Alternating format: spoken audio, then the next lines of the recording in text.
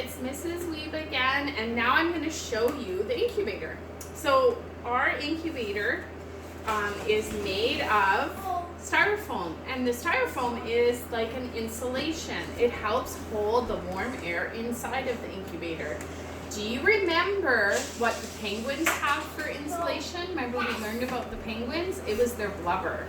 So the styrofoam works as an insulation too, just like the blubber did for the penguins. The other thing that this incubator has is a window on the top. So we can look in and we can check on the eggs, make sure that the turner is turning. I'll tell you a little bit more about that. But right now I'm going to open the incubator up for you.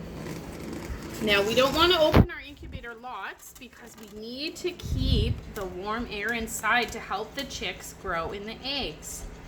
This is called a turner. The eggs sit in there and it turns them back and forth. It has a little motor right here, and that motor very slowly turns these little trays that they're sitting in back and forth like this throughout the day. The reason it does this is as the baby chick grows, if the egg doesn't get turned, it'll get stuck to the side of the egg, and it makes it very hard for it to get out of the egg. The other thing in here that's important is if you look down in here, it's hard to see with the turner, there's a plastic piece underneath that has dips in it called troughs.